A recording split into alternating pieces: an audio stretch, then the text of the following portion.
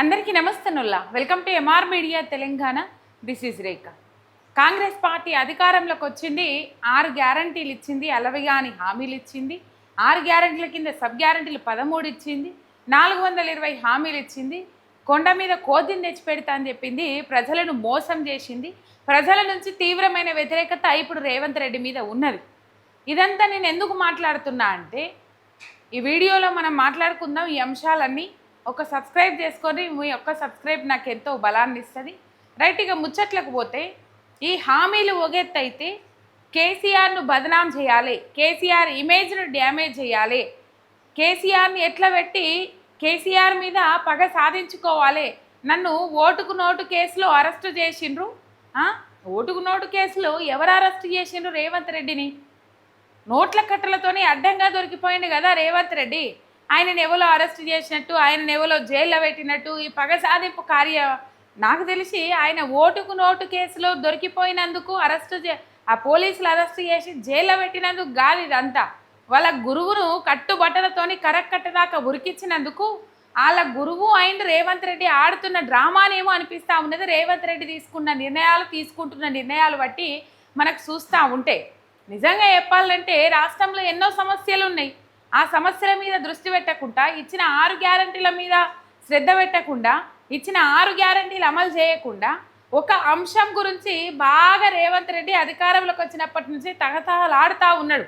అధికారంలోకి రాకముందు అదే ముచ్చట చెప్పిండు, అధికారంలోకి వచ్చినప్పటి నుంచి బాగా కుతూహల పడుతూ ఉన్నాడు. కేసీఆర్ ఇమేజ్ డ్యామేజ్ చేయాలి, కేసీఆర్ను బదనాం చేయాలి, కేసీఆర్ని ఇమేజ్ని ఎట్లనైనా భూస్థాపితం చేయాలి, కేసీఆర్ పేరు వినబడకుండా చేయాలి అని చెప్పేసి ఎప్పటి నుంచో మాట్లాడుతూనే ఉన్నాడు కదా. కేసీఆర్ పేరు వినబడకుండా చేస్తా, బీఆర్ఎస్ పార్టీ పేరు వినబడకుండా చేస్తా అని చెప్పేసి.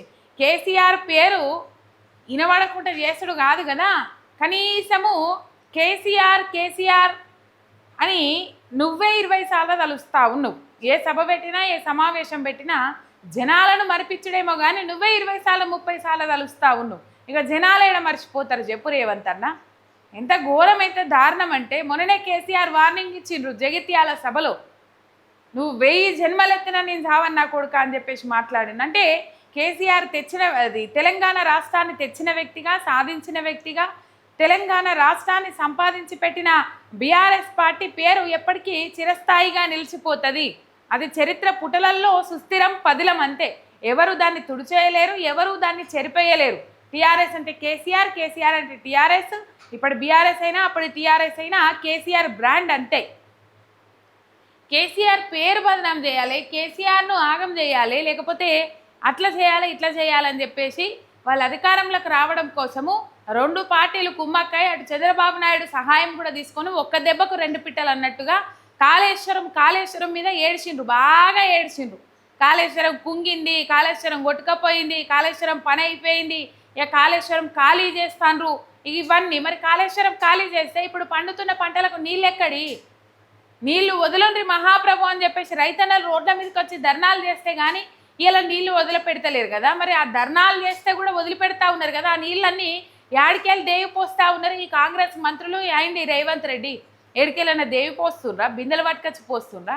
కాళేశ్వరం ఫలాలే కదా, కాళేశ్వరం నీళ్ళే కదా. కాళేశ్వరంలో 86 పిల్లర్లు, మేడిగడ్డలో 86 పిల్లర్లు ఉంటే దాంట్లో 2 కుంగినాయి గంతే. ఆ కుంగిన వాటిని కూలిపోయింది కాళేశ్వరం కాదు, అది కూలేశ్వరం, ఒక వైట్ ఎలిఫెంటు అని చెప్పేసి బదనాం చేసిరు. కానీ తెలంగాణ సమాజానికి తెలియదా? కమిటీల పేరుతోని కాలయాపన చేసిన రేవంత్ రెడ్డి సర్కారు ఇలా పీసీ ఘోష్ కమిషన్ అని చెప్పేసి ఒక కమిషన్ వేసింది.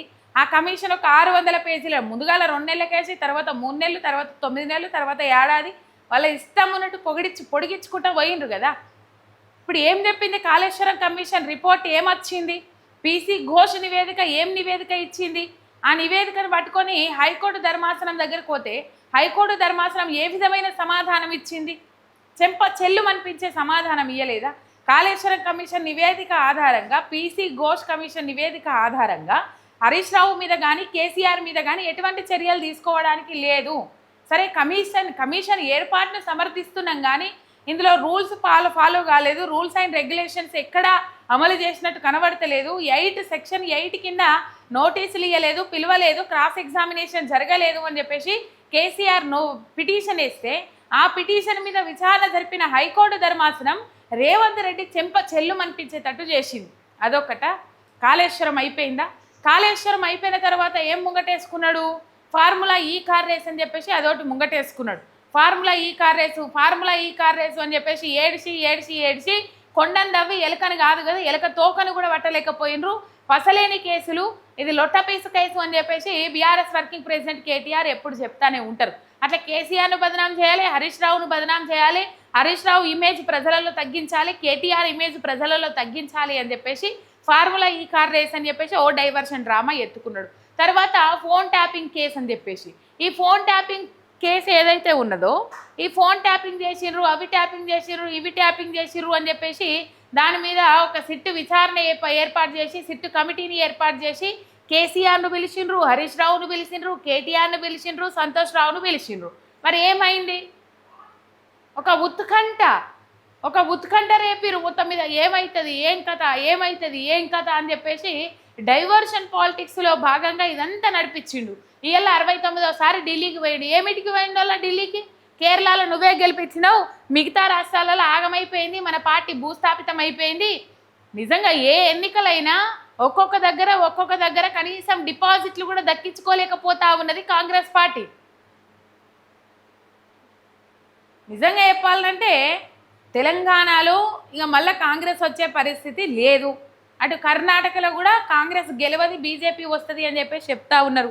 ఇక్కడ నిపుణులు మాట్లాడుతున్న ముచ్చట ఏంటంటే మళ్ళీ బీఆర్ఎస్కే పట్టం కడతారు తెలంగాణ ప్రజలు తెలంగాణ రాష్ట్రంలో అని చెప్పేసి కొంతమంది విశ్లేషకులు ఇదే ముచ్చట మాట్లాడుతూ ఉన్నారు. ఎందుకంటే నమ్మి కొత్త పార్టీకి ఇచ్చిండ్రు, 60 ఏళ్ళ గోసను మర్చిపోయి కాంగ్రెస్ పార్టీకి మళ్ళీ అధికారం ఇచ్చిండ్రు. ఇప్పుడు బీజేపీ విధానం ఏ విధంగా ఉంటుందో అందరికీ తెలిసిందే. అందినోళ్ళకి అందుతాయి, అందనోళ్ళకి అందనే అందాయి. ఇక మళ్ళీ జాతీయ పార్టీకి అధికారం కట్టబెట్టడానికి మాత్రం తెలంగాణ ప్రజలు సిద్ధంగా లేరు.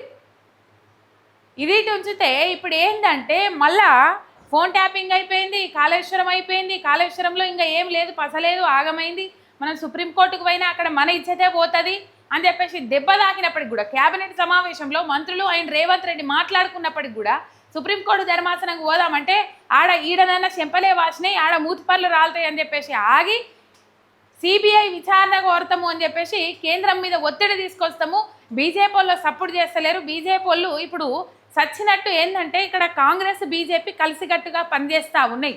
దానికి నేను ఇంకో వీడియోలో కూడా ఎట్లా పనిచేస్తున్నాయి అనేది మీకు సమాధానం చెప్తా.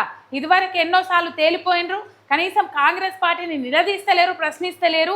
ఈ కరీంనగర్లో గోల్డ్ షాపులో పిఎంజే జ్యువెల్స్లో చోరీ జరిగితే పక్కకే కేంద్ర హోం సహాయక శాఖ మంత్రి బండి సంజయ్ కార్యాలయం ఉంటుంది. ఆ కార్యాలయంకు కూతవేటు దూరంలో దొంగతనమైనా కూడా రేవంత్ రెడ్డిని నిలదీయలే, బండి సంజయ్ ప్రశ్నించలే. ఏమైంది హోంశాఖ మంత్రిగా నువ్వు ఉన్నావు, ల్యాండ్ ఆర్డర్ ఏడ కంట్రోల్ తప్పింది అని చెప్పేసి అడగలే. ఇట్లాంటి ఎగ్జాంపుల్స్ ఉదాహరణలు ఎన్నో ఉన్నాయి. రైతుల ఇష్యూ మీద కానీ, రుణమాఫీ ఇష్యూ మీద కానీ, నిరుద్యోగుల సమస్యల మీద కానీ బీజేపీ వాళ్ళు నోరు తెరిచిన పాపాన పోతలేరు. ఇక్కడ ఎవరు కలిసి పనిచేస్తూ ఉన్నారు అనేది క్లియర్ కట్గా జనాలకు క్లారిటీ అయితే వచ్చింది. కానీ కాంగ్రెస్ వాళ్ళు ఏం చేస్తారు? బదనాం చేయాలని చూస్తారు, బట్టగాల్చి మీదేయాలని చూస్తారు. ఇప్పుడు ఏం చేస్తారు? ఒత్తిడి తీసుకురావాలని చూస్తారు. కేంద్ర ప్రభుత్వం మీద, కాళేశ్వరం కమిషన్ మీద, లేకపోతే కాళేశ్వరం ప్రాజెక్టు మీద 1,00,000 కోట్ల అవినీతి జరిగింది అని చెప్పేసి నిరాధారమైన మేము ఆరోపణలు చేస్తూ ఉన్నాం. ఆరోపణలు పట్టుకొని మీరు రాండ్రి విచారణ జరిపిండ్రి అని చెప్పేసి వాళ్ళ మీద ఒత్తిడి తీసుకొస్తారు. ఒకవేళ సిబిఐ ఇక్కడికి రాలేదు, అడుగు పెట్టలేదనుకో ఏం చేస్తారు తెలుసా? బీఆర్ఎస్ బీజేపీ ఒక్కటే అని చెప్పేసి ఇట్లా మళ్ళీ ప్రాపగండా క్రియేట్ చేస్తారు, అయిపోతుంది. ఏం లేదు, డైవర్షన్ పాలిటిక్స్లో భాగంగానే ఇదంతా చేస్తూ ఉన్నాడు రేవంత్ రెడ్డి. రాష్ట్రంలో ఎన్నో సమస్యలు ఉన్నాయి. ఇక్కడ విద్యుత్ ఏదైతే ఛత్తీస్గఢ్ నుంచి విద్యుత్ కొనుగోలు, అట్లనే యాదాద్రి భద్రాద్రి థర్మల్ విద్యుత్ ప్లాంట్లు ఏవైతే ఉన్నాయో అందులో అవకతవకలు జరిగినాయి అని చెప్పేసి లోకూరు ఏదైతే కమిషన్ వేసిండ్రో, లోకూరు కమిషన్ ఆ కమిటీ వేసిండ్రు. ఆ కమిటీ నివేదిక రావడానికి కొంచెం టైం పట్టింది. ఇప్పుడు ఆ కమిటీకి సంబంధించిన ముచ్చట ఏదైతే ఉన్నదో, నివేదిక ఏదైతే ఉన్నదో అది సిబిఐకి అప్పగించి అక్కడ సిబిఐని విచారణ జరిపించాలని చెప్పేసి వాళ్ళ మీద ఒత్తిడి తెచ్చే ప్రయత్నం చేస్తూ ఉన్నాడు. ఇది కొత్త డ్రామాకు తెరలేపుతా ఉన్నాడు రేవంత్ రెడ్డి. మరి ఈ డైవర్షన్ దేనికోసం అనేది తెలియదు. ప్రజల నుంచి వ్యతిరేకత అట్లనే ఉన్నది, పెరుగుతూ ఉన్నది. ఈ డైవర్షన్ మళ్ళీ ఆయన ఏమైనా పని చేయబోతా ఉన్నాడా? అందుకే డైవర్షన్కు ముందటి నుంచి దిగుతా ఉన్నాడు. ఒకవేళ ఆ పని మొదలు పెట్టుకున్న తర్వాత దాని నుంచి జనాల దృష్టి మళ్లించాలి అని చెప్పేసి రేవంత్ రెడ్డి ఈ డైవర్షన్ డ్రామాకు తెరలేపిండని చెప్పేసి జనాలు అనుకుంటారు అని చెప్పేసి ముందుగానే ఈ డైవర్షన్ డ్రామాకు తెరలేపిండా. ఆయన నెక్స్ట్ చేయబోయే పని ఏంటి అనేది ఒక పెద్ద క్వశ్చన్ మార్క్. లోకూర్ కమిటీ ఏదైతే నివేదిక ఇచ్చిందో విద్యుత్ కొనుగోళ్ల మీద, ఆ కొనుగోళ్లకు సంబంధించి ఎక్కువ పైసలు పెట్టుకున్నారు, తక్కువ పైసలు పెట్టుకున్నారు, ఓ ఏడ్చి సస్తారు కాంగ్రెస్ వాళ్ళు. అప్పటి నుంచి ఇవే ఆరోపణలు చేస్తూ ఉన్నారు. ఇలా రేవంత్ రెడ్డి కానీ కాంగ్రెస్ పార్టీ నాయకులు కానీ విద్యుత్ కొనుగోళ్ల మీద నోరు వారేసుకుంటున్న వాళ్ళు కానీ అరిచి గీవెడుతున్న వాళ్ళు కానీ ఒకసారి ఆలోచించాలి. ప్రత్యేక తెలంగాణ రాష్ట్రం ఏర్పాటైతే చీకటి అవుతుంది, కరెంట్ ఉండదు, కరెంటు వైర్ల మీదనే బట్టలు ఆరేసుకుంటారు, దండాల్లాగా వాడుకుంటారు అని చెప్పేసి కిరణ్ కుమార్ రెడ్డి మాట్లాడిన మాటలు యాది మరిచిండ్రా? వాళ్ళ చెంప మీద కొట్టినట్టు గూబ గుయ్యమనేటట్టు నాణ్యమైన విద్యుత్తును 24 గంటల కరెంటును తెలంగాణ రైతాంగానికి, తెలంగాణ ప్రజలకు ఇచ్చి చూపెట్టిన ఘనత కేసీఆర్ది. 6 నెలలు తిరగక ముందే 24 గంటల కరెంటు తెలంగాణ రాష్ట్రానికి చీకట్లయితే చీకట్లు గమ్ముకుంటే అని చెప్పేసి తెలంగాణ రాష్ట్రానికి ఇచ్చిండు చూడు, అది కేసీఆర్ చేసిన తప్పు. అందుకే ఇలా కేసీఆర్ను బదనాం చేయాలి, బట్టగాల్సి మీదేయాలని చెప్పేసి. ఒకవేళ ఇలా కేసీఆర్ విద్యుత్ కొనుగోలు ఛత్తీస్గఢ్ నుంచి ఎక్కువ పైసలు పెట్టి కొనుగోలు చేసిండ్రు అని చెప్పేసి వీళ్ళు బాగా కుతూహలపడతా ఉన్నారు కదా. ఒకవేళ సిబిఐ ఎంక్వైరీ జరిపిన తర్వాత కూడా అంతా పారదర్శకంగానే జరిగింది, అంతా నిబంధనల ప్రకారమే జరిగింది అని చెప్పేసి అక్కడ చెప్తే రేవంత్ రెడ్డి ముఖం ఏడబెట్టుకుంటాడు. ఒకసారి ఆలోచన చేయాలి. బీజేపీ అంటే ఓన్లీ మోడీని నమ్ముకొని బతుకుతా ఉన్నాడు రేవంత్ రెడ్డి ఇక్కడ కేసీఆర్ని దెబ్బ కొట్టడం కోసం. ఇక అటు చంద్రబాబు నాయుడు మోడీ ఒకటే నాయ్. కేసీఆర్ను దెబ్బ కొట్టడం కోసము రేవంత్ మోడీని నమ్ముకున్నాడు అనేది మాత్రం ఇక్కడ క్లియర్ కట్గా అర్థమవుతా ఉన్నది. ఒకవేళ ఈ విద్యుత్ కొనుగోలు గురించి ఎక్కువ తక్కువ మాట్లాడినా, లేకపోతే కేసీఆర్ను బదనాం చేయాలని చూసినా, ఆనాడు 24 గంటల కరెంటు రైతులకు ఇచ్చి రైతులను ఆదుకున్నాడు కేసీఆర్. రైతులకు నీళ్ళిచ్చి రైతులను ఆదుకున్నాడు కేసీఆర్. పరిశ్రమలు పెట్టుబడులు ఉట్టిగానే పెరిగినాయా, ఊకనే వచ్చినాయా? ఒక రాష్ట్రంలో లేకపోతే ఒక ప్రాంతంలో పెట్టుబడులు పెట్టాలంటే కనీస సౌకర్యాలు ఉండాలి. విద్యుత్ కానీ నీళ్లు కానీ 24 గంటల కరెంట్ ఉన్నది కాబట్టి ఇలా మన రాష్ట్రానికి ఇన్ని పెట్టుబడులు వచ్చినాయి. దేశంలోనే అగ్రగామిగా నిలబడ్డది మన రాష్ట్రం. ఇలా కేసీఆర్ను బదనాం చేయడం అంటే ఆనాడు రైతుల కష్టాలను లేకపోతే పరిశ్రమలకు ఇచ్చిన కరెంటు పరిశ్రమలకు ఇచ్చి ఆదుకోవడాన్ని అవమానించినట్లు అవుతుంది రేవంత్ రెడ్డి ఏమనుకుంటుండంటే నిప్పును చెరువు కప్పి ఆపేస్తా అని చెప్పేసి అనుకుంటా ఉన్నాడు. కానీ నిప్పును చెరువు కప్పి ఆపేయగలుగుతామా? అంతగానం అది అగ్ని జ్వాల లెక్క ఎగిసిపడతానే ఉంటుంది. ఏం చేసినా కేసీఆర్ పేరైతే జరగదు, కేసీఆర్ పేరు ఎవరు మర్చిపోరు.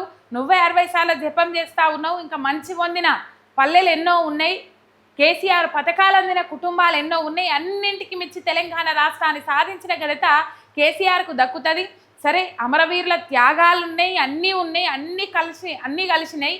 కాకపోతే ఉద్యమాన్ని ఒకతాటి మీదకి తీసుకొచ్చి ఒక శక్తిగా ముందట నిలబడి ఉద్యమాన్ని ముందటికి నడిపించి కేంద్రంలో అందరి మెడలు వంచి, ఢిల్లీలో కేంద్రంలో అధికారంలో ఉన్న అందరి మెడలు వంచి నిజంగా ఎంతమంది ఎంపీల దగ్గరికి పోయిన రోజుల కేసీఆర్ అంత ఓపిక ఇప్పుడు ఎవరికన్నా ఉన్నదా?